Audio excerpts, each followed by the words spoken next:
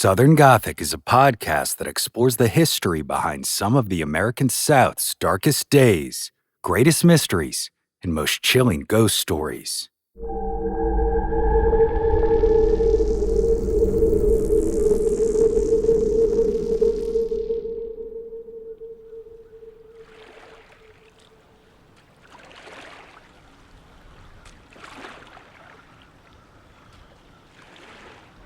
In the pre-dawn hours of July 11, 1804, Vice President Aaron Burr left Manhattan and took a small boat across the Hudson River to Weehawken, New Jersey, where it faced his political rival Alexander Hamilton on a secluded dueling ground. The final culmination of intense political rivalry and personal animosity that had gone on between these two prominent political figures in the early United States.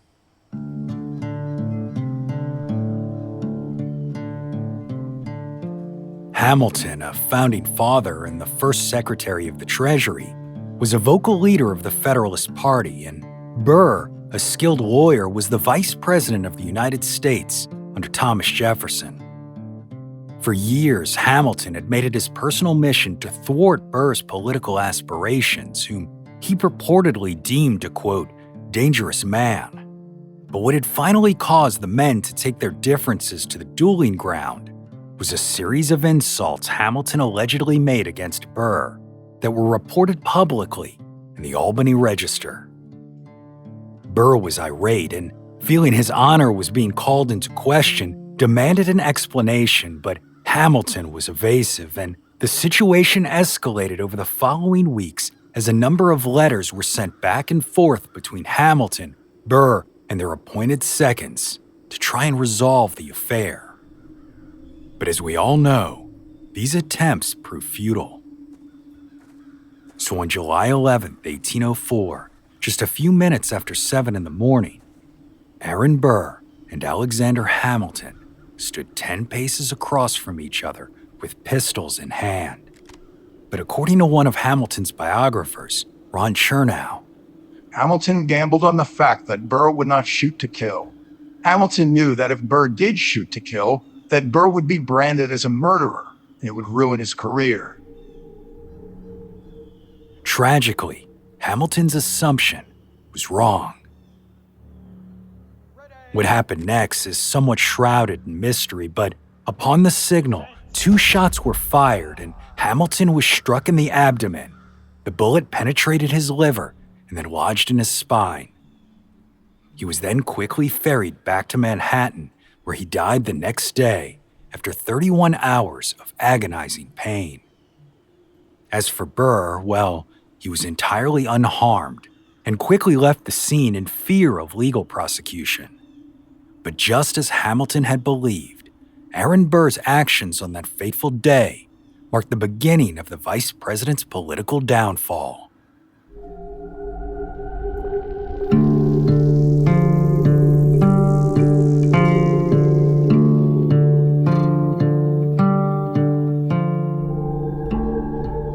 While Burr's legacy in American history was forever tarnished by the murder of Hamilton, 8 years later, he personally suffered from a tragedy that was far worse than shame, when his beloved daughter, Theodosia, went missing at sea with absolutely no explanation as to why.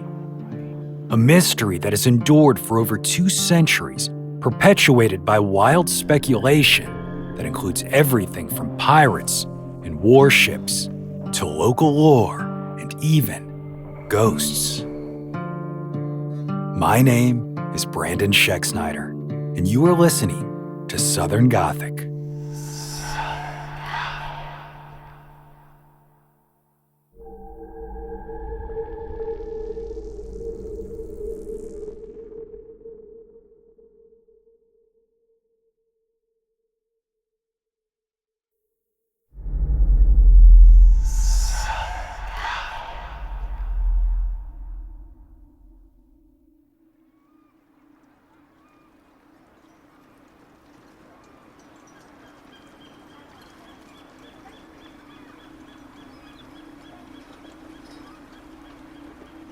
Theodosia Burr Alston was a pioneer for early American women and was celebrated for her education and intellectual achievements. Born on June 21, 1783 in Albany, New York, to Aaron Burr and Theodosia Bartow Prevost, her mother was well known in society for her intelligence and class, but it caused quite the stir when she, a widowed mother of 5, fell in love and married the much younger Burr, who was a lawyer and soldier in the Revolutionary War. Sadly, Theodosia was the only one of their children to survive past early childhood, and as such, Aaron Burr became quite attached to his little girl, and being quite the progressive for his time, he refused to allow her to be reduced to a debutante, providing her with the best education she could possibly receive. Well, Theodosia clearly took after her mother and rose to this challenge, as it's said that by the age of 3, she could already read and write.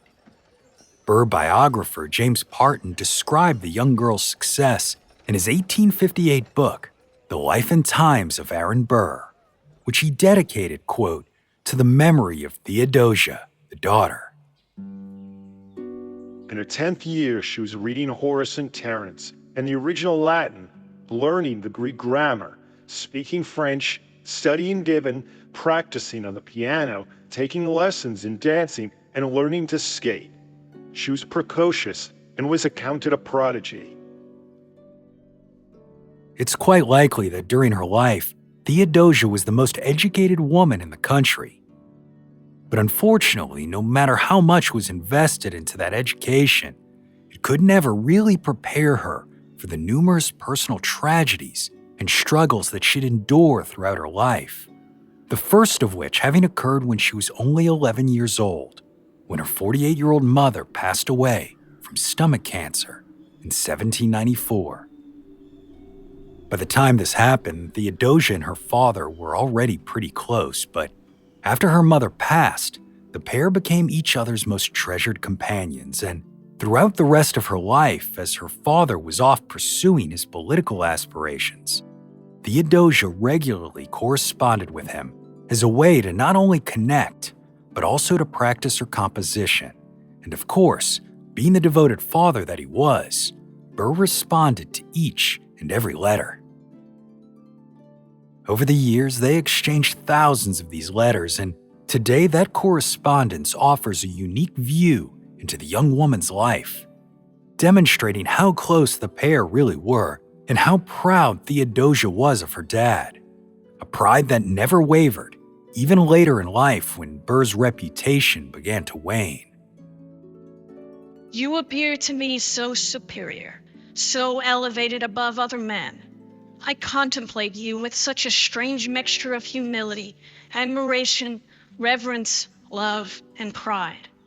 My vanity would be greater if I had not been placed so near you, and yet my pride is our relationship. I'd rather not live than not be the daughter of such a man.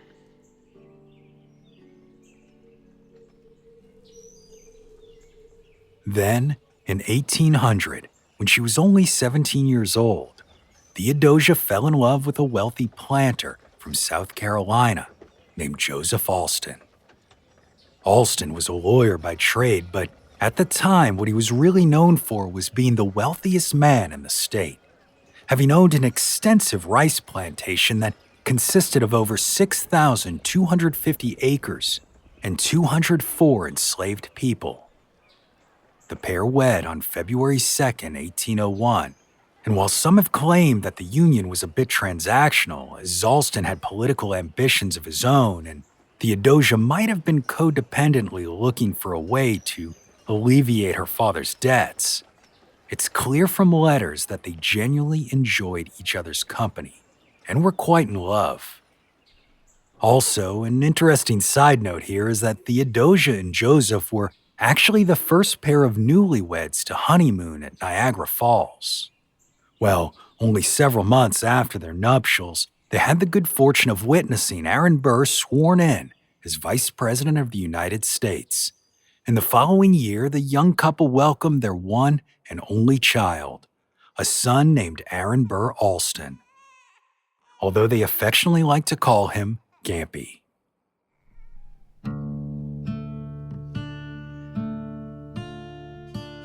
Unfortunately, the delivery did not go well, and Theodosia suffered from a prolapsed uterus during Gampy's birth, resulting in a lifelong struggle with repeated illness and infection. On numerous occasions, this pain grew so bad that Theodosia even believed she might not survive the continued struggles, and on one particular occasion, she wrote to her husband, who at the time was away fulfilling his duties in the state legislature, which she believed might be her final wishes. To you, my beloved, I leave our child, the child of my bosom, who was once a part of myself, and from whom I shall shortly be separated by the cold grave. You love him now, henceforth love him for me also. And oh, my husband, attend to his last prayer of a doting mother. Death is not welcome to me. I confess it is ever dreaded. You have made me too fond of life. And you then, though kind, though tender husband, and you, friend of my heart, may heaven prosper you, and may we meet hereafter.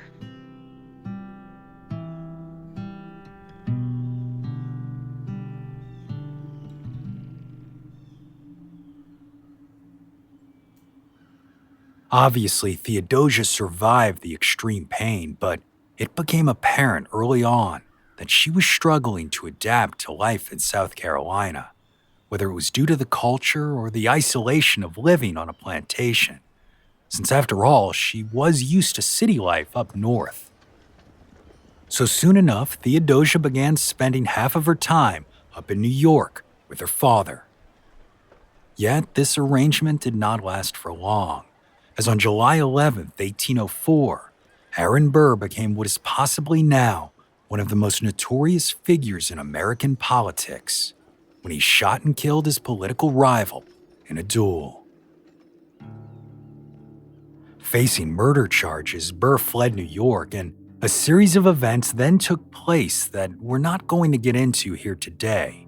But just know that as Burr's political fortunes faded, and he made some really wild attempts to regain power, Theodosia remained the ever-dutiful daughter, so much so that after his trial for treason in 1807, she and her husband helped him flee the country to Europe.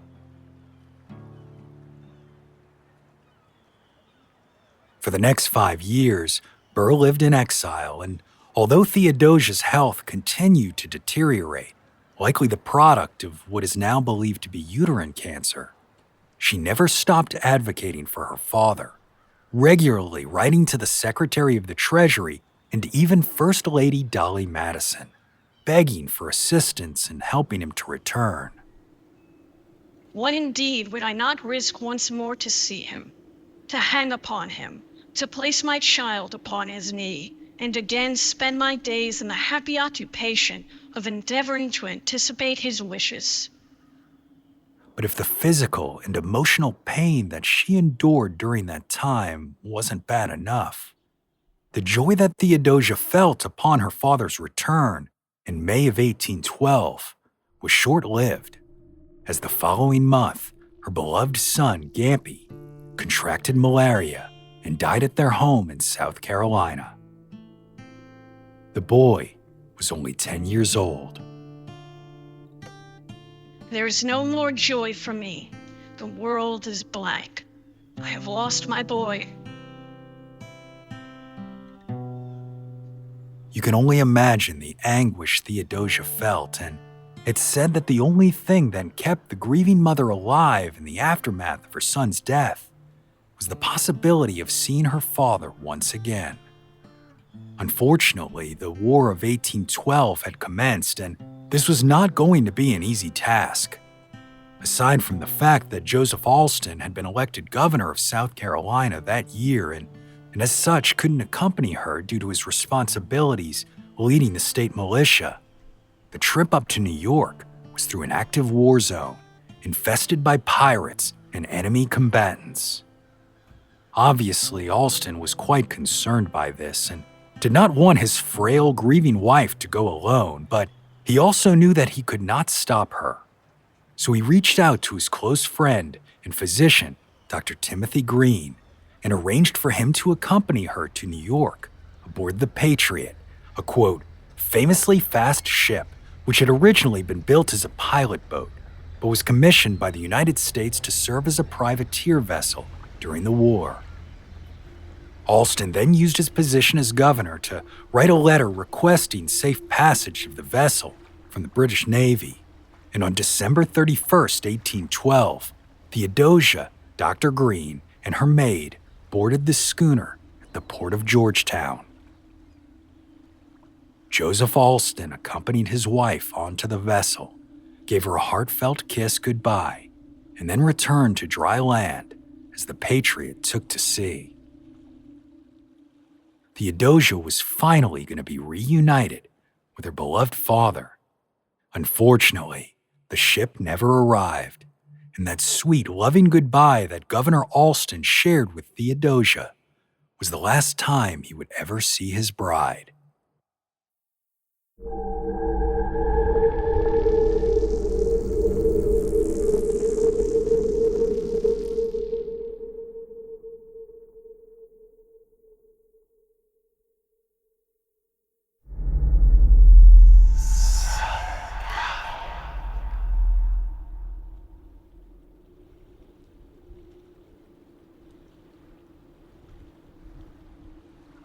Theodosia Burr Alston's trip to New York from Georgetown should have taken less than a week, but tragically the Patriot never arrived at its destination, and with no word from its crew or the passengers, its fate was entirely unknown.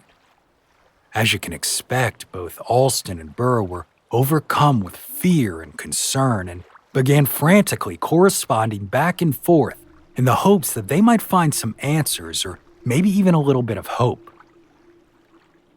Tomorrow will be 3 weeks since, in obedience to your wishes, Theodosia left me. It is 3 weeks and not yet one line from her. My mind is tortured. I wrote you on the 29th, the day before Theo sailed, that on the next day she would embark in the privateer Patriot, a pilot boat-built schooner commanded by Captain Overstocks, with an old New York pilot as sailing master. The vessel had dismissed her crew and was returning home with her guns under deck. Her reputed swiftness in sailing inspired such confidence of a voyage of not more than 5 or 6 days that the 3 weeks without a letter filled me with an unhappiness, a wretchedness I can neither describe nor conquer. Gracious God, is my wife too taken from me? I do not know why I write, but I feel that I am miserable. But by the time Governor Alston wrote this letter, his wife's fate had already been sealed, and speculation about the Patriot's whereabouts had already started spreading through the public. Yet to this very day, no one knows the true fate of Theodosia Burr Alston or what happened to the Patriot on that fateful voyage. It's a mystery that left Joseph Alston a, quote, shell of a man, until he himself died less than 4 years later on September 10, 1816, at the age of 37.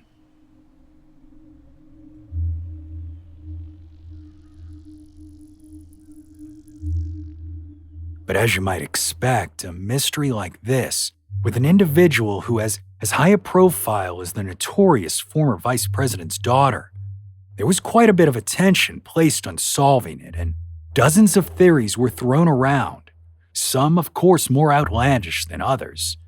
However, most seemed to believe that the Patriot had fallen victim to one of the many pirate ships known to troll the Carolina coastline. Well, over the following decades, this belief gained steam in the public as every so often a newspaper would report some bold claim that an old pirate confessed to the crime on either his deathbed or from his prison cell.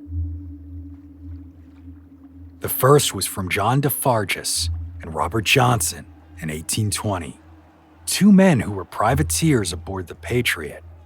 They confessed to having led a mutiny 2 or 3 days after the ship left port and claimed that they locked everyone down in the hold, stole all of their valuables, and then scuttled the ship, killing everyone on board. Unfortunately, their story had an awful lot of holes in it, and since the men were awaiting execution for unrelated crimes, it seems as if they were just trying to get attention. And y'all, they were far from the last ones to do that. In 1874, an old man named Jean-Baptiste Callistre from Lake Charles, Louisiana, told the Galveston Daily News that he was once a pirate on the Vengeance, a ship in the pirate Jean Lafitte's fleet. And during his time aboard it, he witnessed Theodosia's demise. The ship, which was commanded by Captain Octave Chauvet, overtook the Patriot somewhere off of the Atlantic coast. A struggle ensued, and the pirates boarded the ships, slaughtered the crew, and took a woman with them for the captain to do whatever repugnant things he wished to do with her. But Callistre says that the woman fought back and eventually chose to kill herself rather than submit to the captain's wishes. And how did the confessor know that this woman was Theodosia? He said that not only did she wear clothes made of the finest materials, but she also wore a golden locket that contained a picture of a boy and was engraved with the words, "To my wife, Theodosia."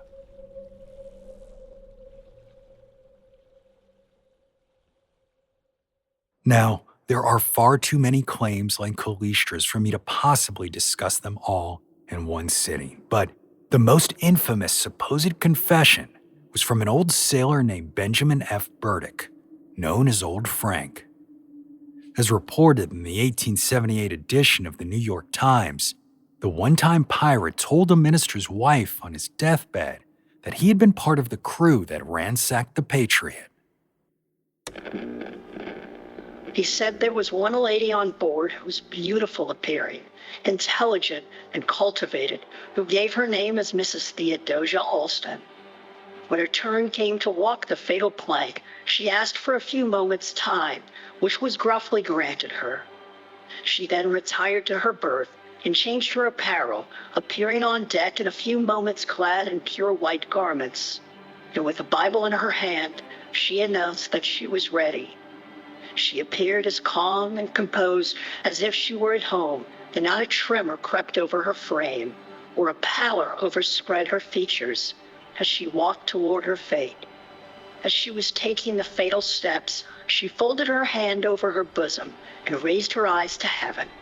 She fell and sank without a murmur or a sigh.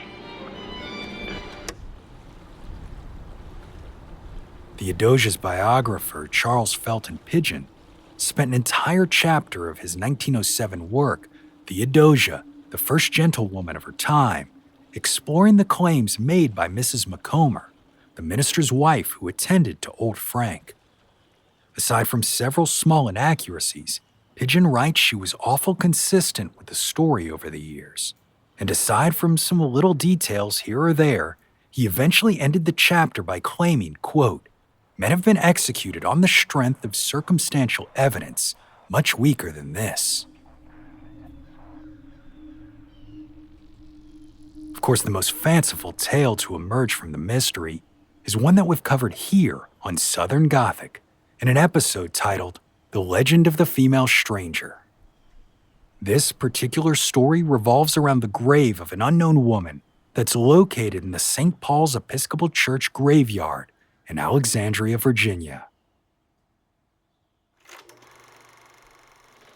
In the autumn of 1816, a mysterious man, accompanied by a lady, arrived at the port of Alexandria, Virginia. The young couple was described as attractive, and the man was said to be a charismatic Englishman. Unfortunately, his supposed wife was incredibly ill. What ailed her is now unknown, but due to the multitude of dangers inherent in sea travel, it was likely that she was struck by the illness during her voyage. Once in Alexandria, the gentleman rented a room at Gadsby's Tavern, and with the assistance of Mrs. John Wise and Mrs. James Stewart, he attempted to nurse the young woman back to health. At the man's behest, they kept to the utmost secrecy, hiding their identities with such vigor that when the woman's condition took a turn for the worse and Dr. Samuel Richards was called to help, he was paid extra on the condition of anonymity. Yet nothing they did was able to save her. On October 14th, 1816, the mysterious young woman died in room number 8 of Gadsby's Tavern. Now, some folks claim that this young couple was in fact Theodosia and Dr. Green. However, that's pretty unlikely. After all, as Aaron Burr said himself years later in response to all of those rumors surrounding the Patriot's fate, that he didn't believe any of those conspiracy theories. She is dead. She perished in the miserable little pilot boat in which she left. Were she alive, all the prisons in the world could not keep her from her father. When I realized the truth of her death, the world became a blank to me, and life then lost all its value. Both Burr and Joseph Alston believed that Theodosia had died in a shipwreck, as it was reported that not long after the Patriot had left port, a vicious storm blew through the area. Archaeologist James L. Mitchie confirmed the likelihood of this in 1998 after he, quote, commissioned a comprehensive search of the British Admiralty records to locate the logbooks of the warships that were patrolling the North Carolina coast during the period when the Patriot was lost. According to the 2003 book, Theodosia Burr Alston, Portrait of a Prodigy, the archaeologist was trying to find evidence that the British fleet may have actually come into contact with the Patriot. After all, had a British ship stopped a boat with a former vice president's daughter, not to mention a governor's wife, they'd most certainly have put it in their logbook. Yet no such record existed. On the other hand, what this search did do was confirm the existence of that fierce storm, which began on January 2nd and continued on to the following day. If the ship managed to escape this battery, which continued until midnight, it then faced near hurricane-force winds in the early hours of Sunday. Given this knowledge, the Patriot probably sank between 6 p.m. Saturday and 8 a.m. Sunday.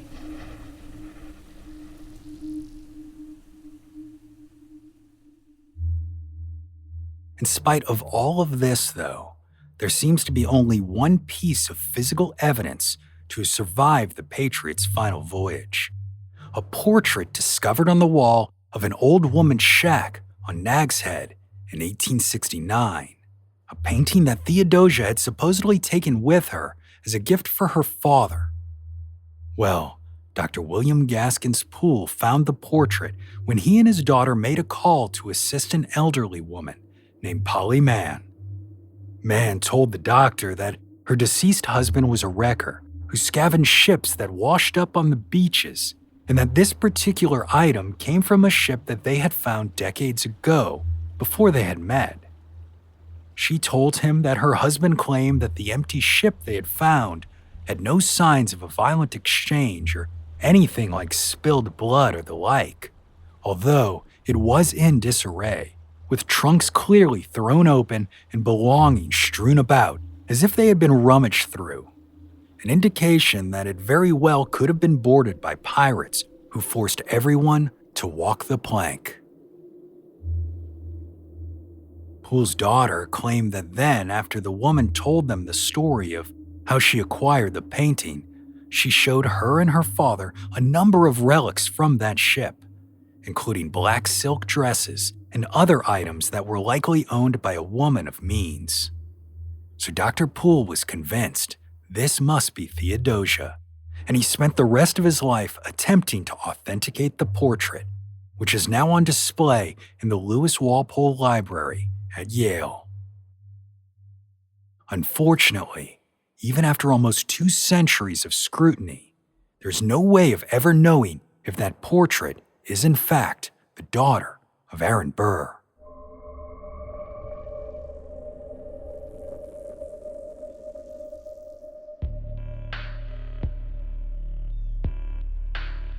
Now, y'all know that legends as wild as this one don't just end like that, right? It would be practically criminal if an unsolved mystery of this nature didn't also have a bit of supernatural local lore attached to it. And in this case, with so many theories surrounding her demise, the ghost of Theodosia Burr has purportedly been seen all over the Atlantic coast. Folks in Georgetown have made claims that her spirit has appeared around the old brick warehouse down at the dock where she boarded the Patriot and was seen for the last time. Others claim her ghost has been seen near the Alstons' one-time summer home out on the beach, or the rice fields of the former Oaks plantation where they lived. One of the most fanciful claims is that Theodosia's wandering spirit can be found out on Bald Head Island. Some have reported that the Patriot was attacked by pirates and Theodosia had escaped there on the island. And as such, local lore claims her spirit is still on those beaches being chased by 3 headless pirates.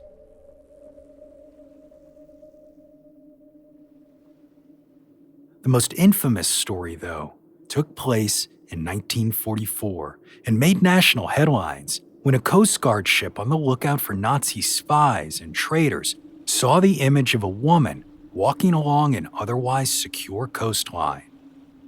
Well, the men fired upon the mysterious individual, believing her to be a threat, but she eluded them. Later, when they spoke to a local fisherman, he told them simply, explaining what they saw.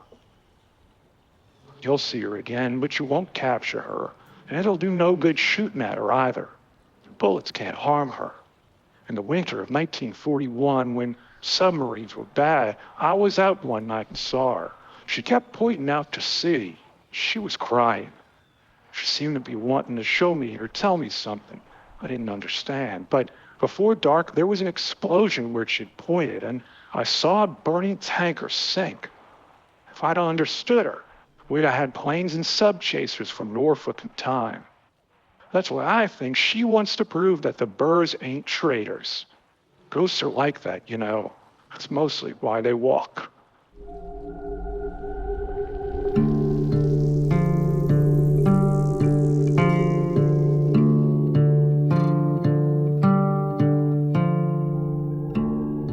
Over 200 years have passed since Governor Joseph Alston kissed his beloved wife goodbye. A woman whose education and intellect defied the social norms of the time. But what truly happened to Theodosia Burr will likely never be known. Although maybe, just maybe, it's this mystery that keeps the memory of her alive.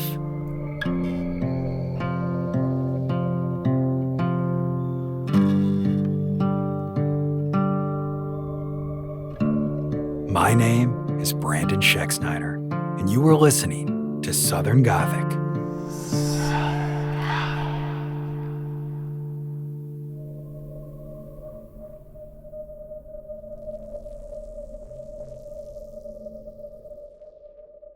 Southern Gothic is an independent podcast produced by Southern Gothic Media and still recorded in Brandon's closet. This week's episode was written by Brandon with additional research done by Hester Black. If you'd like to hear future episodes of the show absolutely ad-free, please consider heading over to patreon.com/southerngothicmedia and becoming a supporter there. Or you can sign up for Southern Gothic Premium on either Apple Podcasts or Spotify. Of course, if you aren't able to do that today, but you still want to help support the show, consider sharing us with one of your friends or leaving us a review on your favorite podcasting app. And y'all, as always, thanks for listening. Lucky Little Shack.